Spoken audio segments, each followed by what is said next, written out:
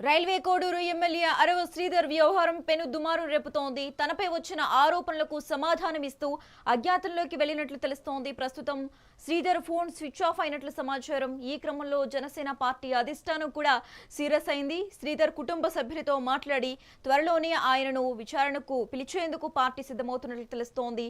న్యాయవాదుల సలహా మేరకు శ్రీధర్ త్వరలో బయటకు వచ్చే అవకాశం ఉన్నట్లు తెలుస్తోంది.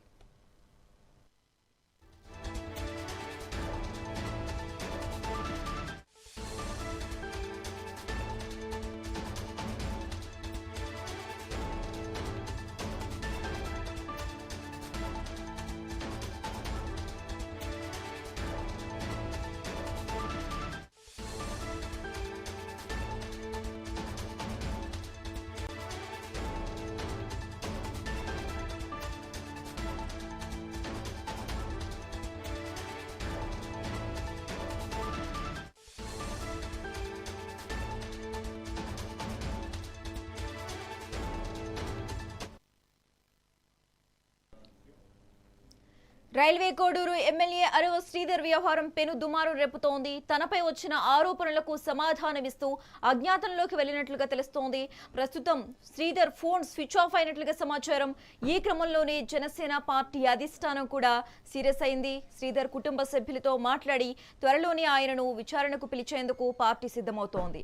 న్యాయవాదుల సలహా మేరకు శ్రీధర్ త్వరలో బయటకు వచ్చే అవకాశం ఉన్నట్లుగా తెలుస్తోంది.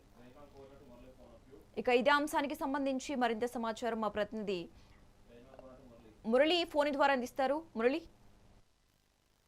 Good morning Sasirekha. ఇవాళ జరుగుతున్న పరిణామాలు ఆంధ్రప్రదేశ్ రాష్ట్రంలో మొత్తం మీద జనసేన పార్టీ ఎమ్మెల్యే అరవ శ్రీధర్ పైనే నడుస్తున్నట్టు కనిపిస్తుంది. ఈ నేపథ్యంలో వరుసగా 2 రోజులు అంటే 27, 28 2 రోజుల పాటు కనిపించినటువంటి ఎమ్మెల్యే ఈ రోజు అర్ధరాత్రి నుంచి కూడా అజ్ఞాతంలోకి వెళ్ళినటువంటి ఒక పరిస్థితి కనిపిస్తుంది.